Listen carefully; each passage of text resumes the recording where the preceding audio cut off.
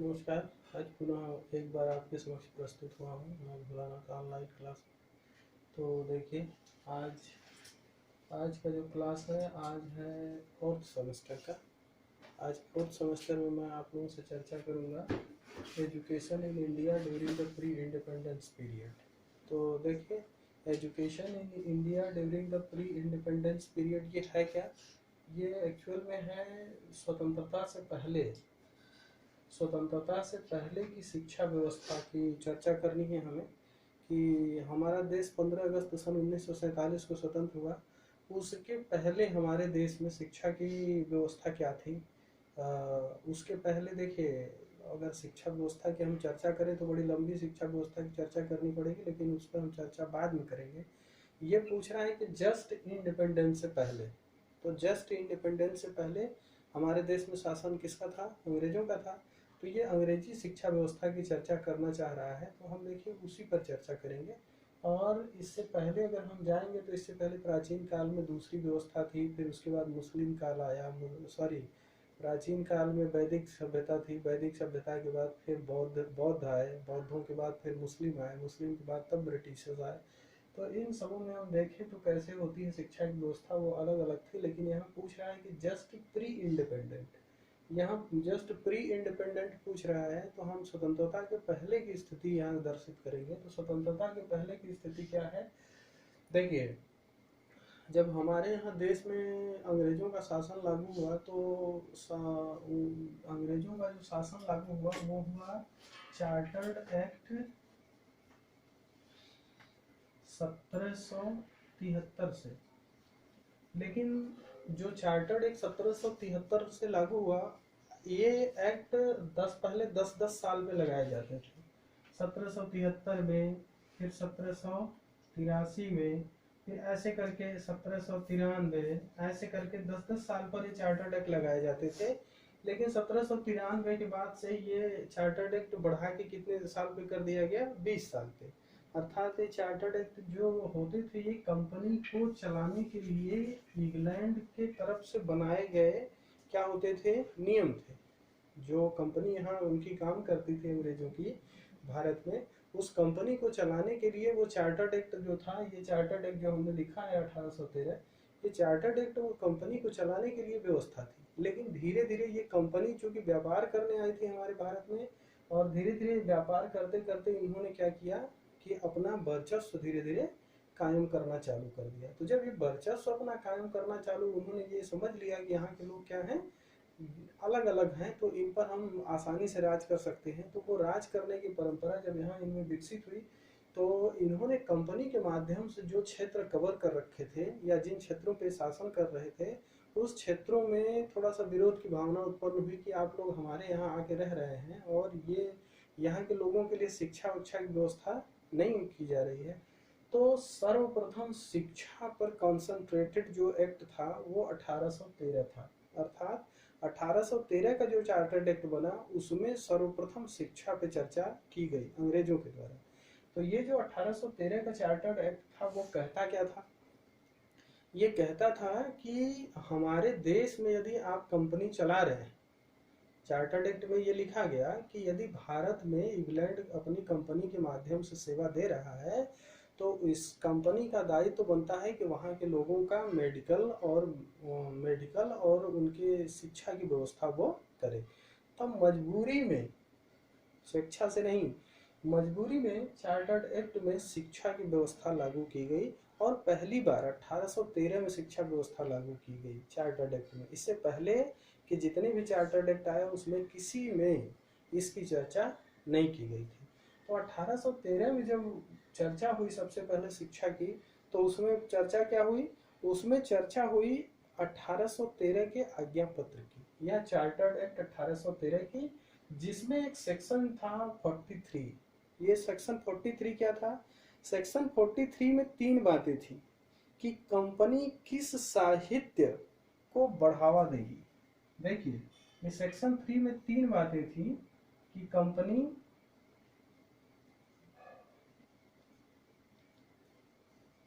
किस साहित्य को बढ़ावा देगी। अर्थात यहाँ पे दो साहित्य थे, एक प्राच्य थे और एक पाश्चात्य थे। देखिए, ये प्राच्य और पाश्चात्य क्या थे? प्राच्य मतलब देसी और पाश्चात्य मतलब विदेशी। तो ये कंपनी जो ये चार्टर्ड एक्ट 1813 लागू हुआ, उसमें एक धारा 43 जोड़ी गई और धारा 43 में जो कहा गया कि कंपनी जो है साहित्य को बढ़ावा देगी। तो वो साहित्य में प्रश्न उठ के खड़ा हुआ कि वो किस प्रकार के साहित्य को बढ़ावा देगी, पाश्चात्य साहित्य को या प्राच्य साहित्य को। दूसरा प्रश्न यहाँ आया, साहित्य की भाषा कौन सी होगी? जो साहित्य ये कंपनी अप्लाई करेगी उसकी भाषा क्या होगी? उसकी भाषा क्या होगी?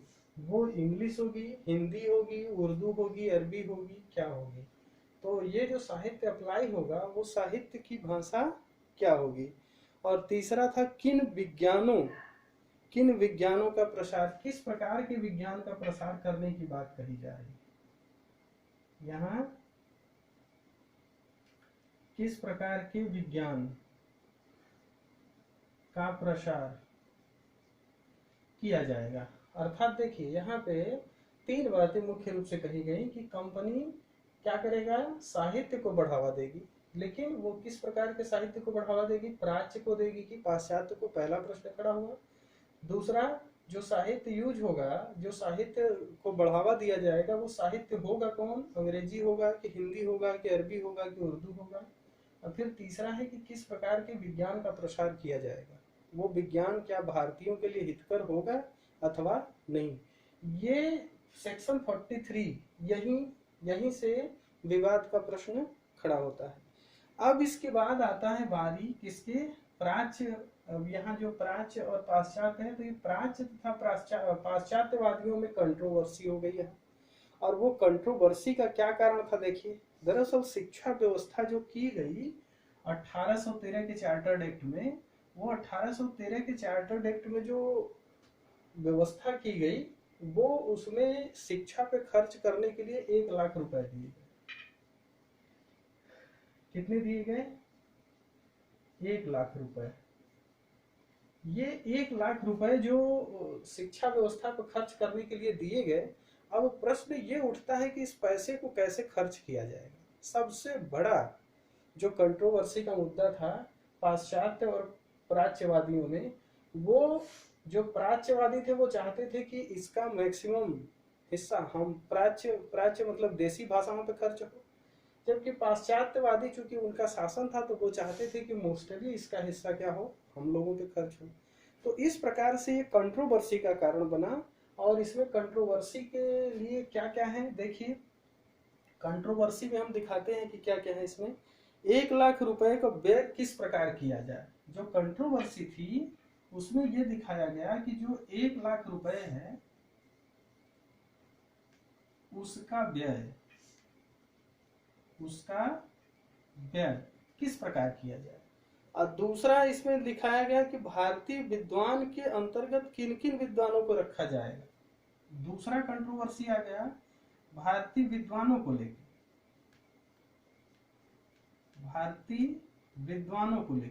तो भारतीय विद्वानों में इसको आइडेंटिफाई नहीं किया गया, इसको क्लैरिफाई नहीं किया गया कि जो विद्वान होंगे वो किस प्रकार के विद्वान होंगे। इतिहासकार होंगे, साइकोलॉजिस्ट होंगे, कि मेडिकल के होंगे, कि इंजीनियर होंगे, किस प्रकार के विद्वान होंगे, इसको आइडेंटिफाई नहीं किया गया। और साहित्य शब्द का अर्थ समझाया जाए। जो यहाँ साहित्य शब्द यहाँ जोड़ा गया, यहाँ उस साहित्य शब्द का तीसरा कंट्रोवर्सी क्या थी, साहित्य का अर्थ अस्पष्ट था, अस्पष्ट था। तो इस साहित्य शब्द को यहाँ पे क्या किया जाए, साहित्य शब्द का विश्लेषण किया जाए। अर्थात ओरिएंटलिस्ट और एंग्लिसिस्ट के बीच में एक कंट्रोवर्सी हुई। और वो कंट्रोवर्सी किन बातों को लेकर हुई कि इस शिक्षा व्यवस्था 1813 चार्टर्ड एक्ट में शिक्षा पर खर्च करने के लिए 1 लाख रुपए दिए गए, और उस 1 लाख रुपए को किस प्रकार व्यय किया जाए, किस प्रकार के प्राच्य वालों पर व्यय किया जाए कि पाश्चात्य वालों पर व्यय किया जाए, ये कंट्रोवर्सी हुई। दूसरा, उसमें विद्वानों की चर्चा की गई, भारतीय विद्वानों की, तो भारतीय विद्वानों का क्लैरिफिकेशन नहीं किया गया कि किस प्रकार के विद्वानों को शामिल किया जाएगा। और तीसरा था साहित्यिक अस्पष्टता, अर्थात जो साहित्य शब्द यहाँ जोड़ा गया है वो साहित्य का मतलब क्या है इसको क्लैरिफाई नहीं किया गया। तो ये कंट्रोवर्सी थी, है ना। अब इसके बाद देखिए, अब ये तीन चीजें हो गई। तीनों के बाद अब देखिए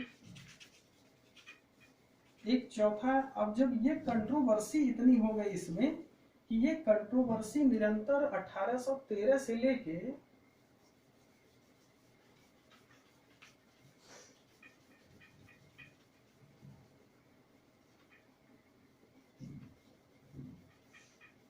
ये कंट्रोवर्सी 1813 से लेके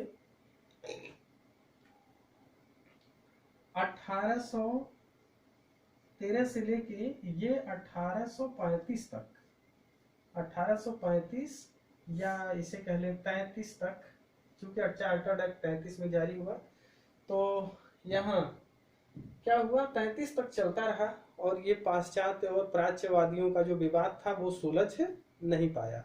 तो अब उसे सुलझाने के लिए क्या किया गया, अंग्रेजों के जो सम्राट थे वहां पे इंग्लैंड में बैठे, उन्होंने एक समिति गठित की और उस समिति का अध्यक्ष बनाया लॉर्ड मैकाले को।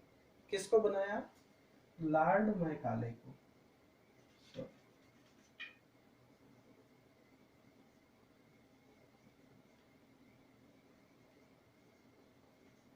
लॉर्ड मैकाले को। तो ये लॉर्ड मैकाले कौन था, ये लॉर्ड मैकाले इस जो समिति बनाई गई प्राच्यवादी तथा पाश्चात्यवादियों के बीच के झगड़े के निपटारे के लिए जो समिति बनाई गई उसकी क्या थे, ये अध्यक्ष थे, ये प्रेसिडेंट थे।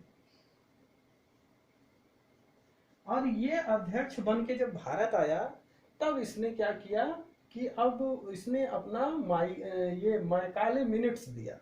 मैकाले मिनट्स में क्या क्या इसने दिया, मैकाले मिनट्स में इसने कुछ फैसले किए जिससे कि ये विवाद समाप्त तो हो गया, पाश्चात्य और प्राच्यवादियों का विवाद तो खत्म हो गया, लेकिन नए प्रकार के विवाद खड़े हो गए। और वो नए प्रकार के विवाद क्या खड़े हो गए, देखिए इसने किया क्या मैकाले ने कि जो पहले 1 लाख रुपए की राशि आवंटित थी उस राशि को बढ़ा के इसने 10 लाख कर दिया। तो एक विवाद तो खत्म हो गया, अर्थात जो धन का मारी मारा थी वो काफी मात्रा में धन मिल गया, तो अब शिक्षा को खर्च करने के लिए पर्याप्त मात्रा में था, है ना। तो इसलिए एक क्या हुआ, ये खत्म हो गया। और दूसरा हो गया कि किसी भी भारतवासी तथा जो विद्वान सम्मिलित होने थे उसमें, वो विद्वानों की कैटेगरी बता रहा है कि किसी भारतवासी या सम्राट को अपने धर्म, जन्म स्थान, वर्ग एवं वर्ण के आधार पर किसी भी स्थान तथा पद को प्राप्त करने से रोका न जाए। अब मतलब समझ गए होंगे इसका कि यदि वो जिस पद के लायक हो उसको उस पद पे जाना चाहिए, अर्थात उसे रोका नहीं जाना चाहिए। तीसरा है कि गवर्नर जनरल की काउंसिल में एक कानूनी सदस्य बढ़ा दिया गया, और वो कानूनी सदस्य जो बढ़ाया गया वही कौन था, लॉर्ड मैकाले था। तो मैकाले के आगमन के बाद प्राच्य और पाश्चात्य विवाद ने गंभीर रूप धारण कर लिया। अर्थात अब देखिए जिस समझौते के लिए इसे बुलाया गया था उसको इसने और बढ़ा दिया। और आप जानते हैं कि अंग्रेजी शिक्षा का जनक माना जाता है, हमारे भारत देश में लॉर्ड मैकाले को अंग्रेजी शिक्षा का जनक माना जाता है। तो जो साहित्य शब्द जोड़ा गया था वो साहित्य शब्द में कि इसने जबरदस्ती क्या जोड़ दिया, इंग्लिश को, अर्थात वहां पे क्या जोड़ दिया साहित्य में, इंग्लिश, अर्थात अंग्रेजी शिक्षा का या आधुनिक जो शिक्षा पद्धति हमारे यहाँ लागू है इसका जनक लॉर्ड मैकाले को माना जाता है। और ये लॉर्ड मैकाले ही था जिसने क्या किया, यहाँ पे आके ये सारा कुचक्र रचा। तो ये लॉर्ड मैकाले के बारे में कुछ चीजें थी। अब लॉर्ड मैकाले जिसके कार्यकाल में आया था उस समय हमारे यहाँ जो गवर्नर जनरल थे वो थे लॉर्ड विलियम बेंटिक। तो लॉर्ड विलियम बेंटिक ने क्या किया कि लॉर्ड विलियम बेंटिक से पहले क्या है, मिशनरियां जो आई हमारे यहाँ शिक्षा व्यवस्था प्रसारित करने के लिए, तो मिशनरियों का एक सिद्धांत, मिशनरियों ने एक सिद्धांत बनाया कि यदि हम समाज के उच्च वर्ग को अगर हम ईसाई धर्म स्वीकार करा देते हैं तो बाकी उनको देख देख के सब क्या करेंगे, सीख लेंगे। उसी तरह लॉर्ड मैकाले ने क्या किया, फिल्ट्रेशन थियरी की कल्पना विकसित की। लॉर्ड मैकाले ने फिल्ट्रेशन थियरी की कल्पना कैसे विकसित की कि यदि हम क्या करेंगे, उच्च वर्गीय लोगों को क्या करें, हम शिक्षा दे दें या उनको शिक्षित कर दें, तो क्या करेंगे कि जो नीचे तबके के लोग हैं या जो कमजोर वर्ग के लोग हैं वो क्या करेंगे, उनकी नकल करके करके क्या करेंगे, सीख जाएंगे। लेकिन इसके बाद लॉर्ड मैकाले की काफ़ी आलोचना हुई, क्योंकि ऐसा संभव नहीं है कि बड़ों को देख के या समाज के कुलीन वर्ग को देख के निम्न वर्ग के लोग भी सीख जाएं, और 100% ऐसा होगा ये संभव नहीं है। कुछ तो हो सकता है लेकिन ऐसा संभव बिल्कुल नहीं है। तो देखिए ये फिल्ट्रेशन थ्योरी थी, छनाई का सिद्धांत जिसे हम कहते हैं। फिल्ट्रेशन थ्योरी में क्या बताया गया कि फिल्ट्रेशन थ्योरी में बताया गया कि समाज के उच्च वर्ग को, अर्थात जो कुलीन वर्ग है, उसको पहले शिक्षित कर दिया जाए और उससे क्या करेगा, धीरे धीरे शिक्षा छन छन के नीचे की ओर आती रहेगी, अर्थात जो नीचे के लोग हैं उनका नकल कर करके क्या करेंगे, सीख जाएंगे और शिक्षित हो जाएंगे। लेकिन ये सिद्धांत नहीं चालू हुआ या ये स्वीकार नहीं किया गया। तो इसके बाद आई फिल्ट्रेशन थ्योरी के बाद, फिल्ट्रेशन थ्योरी जब जब असफल हो गई तो फिल्ट्रेशन थ्योरी के बाद तब एजुकेशन पॉलिसी बेंटिक ने लगाई। और बेंटिक ने जो एजुकेशन पॉलिसी लगाई वो क्या क्या थी देख लीजिए। एजुकेशन ने क्या किया, बेंटिक ने क्या किया, बेंटिक ने कहा कि धन की कमी के कारण सरकार जन शिक्षा की व्यवस्था नहीं कर सकेगी। इन्होंने कह दिया सीधे सीधे कि धन की कमी के कारण जो एजुकेशन पॉलिसी आई, एजुकेशन पॉलिसी में लॉर्ड विलियम बेंटिक ने सीधे सीधे कह दिया कि धन के अभाव के कारण, इन्होंने दिखा दिया कि धन के अभाव के कारण क्या होगा, शिक्षा व्यवस्था हम बहुत अच्छा शिक्षा व्यवस्था नहीं कर सकते हैं, और धनराशि का व्यय केवल अंग्रेजी शिक्षा पर ही किया जाएगा। क्योंकि पैसे का जो जो धन का जो धन की क्वांटिटी है वो बहुत ज़्यादा नहीं है, अर्थात ये मैकाले से प्रभावित होकर इनकी शिक्षा व्यवस्था को पारित किया गया था। क्योंकि मैकाले उस समय आया था तो उसी से प्रेरित होकर तो जो इन्होंने कहा कि जो धन के अभाव में हम उचित शिक्षा की व्यवस्था नहीं कर सकते, दूसरा पहला, और दूसरा कहा कि जो धन है उस धन को हम अधिकतर मोस्टली हम किस पे खर्च करेंगे, अंग्रेजी शिक्षा पे। और ऐसा उन्होंने क्यों कहा, क्योंकि अंग्रेजी शिक्षा पर खर्च करने का मैकाले का एकमात्र उद्देश्य था कि वो क्या करना चाह रहा था कि वो एक तीर से दो निशाने करना चाह रहा था कि एक तो उनको अंग्रेजी शिक्षा दे देता और दूसरी चीज अपने लिए अंग्रेजी गुलाम तैयार करता जो हिंदुस्तानियों के रूप में था। वो अंग्रेजी जानते तो ये बोलते वो समझ पाते, और वो एक क्लर्क वर्ग तैयार करना चाह रहा था, मतलब लिपिक वर्ग, कि जो उनकी बातों को समझ सके और वो अपना काम करा सके। इसीलिए वो धन जो अधिकतर था वो किस पर व्यय करना चाह रहा था, अपने अंग्रेजी शिक्षा पे। और तीसरा क्या था कि जो प्राच्य साहित्य के रख रखाव पर जो धन व्यय की बात की जा रही थी, अर्थात जो देसी शिक्षा जो साहित्य था उस पर धन खर्च करने की बात करी जा रही थी, तो उसको सीधे एक सिरे से उसने नकार दिया। कहा कि नहीं, हम प्राच्य शिक्षा पर या प्राच्यवादियों पर हम कोई भी धन खर्च नहीं करेंगे, अर्थात हम इसके काबिल नहीं हैं। जो धन है वो सिर्फ अंग्रेजी शिक्षा के, अर्थात प्राच्य। तीसरा पॉइंट था कि ये जो प्राच्य थे मतलब देसी शिक्षा वाले, तो ये प्राच्यवादियों की शिक्षा पर, प्राच्यवादियों की शिक्षा पर धन खर्च नहीं होगा, धन खर्च नहीं होगा। अर्थात उन्होंने स्पष्ट कह दिया कि वो धन हम प्राच्यवादी शिक्षा पे खर्च नहीं कर सकते। उच्च वर्ग के थोड़े व्यक्ति हैं, इसीलिए। अब चौथा उसने क्या कहा, उच्च वर्ग पे अपना दिया कि उच्च वर्ग के चूंकि थोड़े व्यक्ति हैं इसलिए हम इनको शिक्षा की व्यवस्था कर देंगे, और इन्हीं से छनाई के सिद्धांत के माध्यम से शिक्षा धीरे धीरे छन करके नीचे जाएगी। तो ये लॉर्ड वेंटिक का शिक्षा पॉलिसी थी, जो कि पूर्णतः मैकाले की शिक्षा पद्धति से प्रभावित थी। तो इस प्रकार से आपने देखा कि आज का जो हमारा लेक्चर था वो education in India during the pre independence, हम मैकाले तक आज तक पहुँचे हैं। हम नेक्स्ट टर्म में आपसे चर्चा करेंगे आर्कलैंड और वुड डिस्पैच की। तो आर्कलैंड का जो शिक्षा नीति थी उस पर क्या हम चर्चा करेंगे, और उसके बाद वुड डिस्पैच, क्योंकि वुड डिस्पैच को हम भारत के शिक्षा व्यवस्था का मैग्ना कार्टा भी कहते हैं। तो हम नेक्स्ट टर्म पे उस पर करेंगे। धन्यवाद।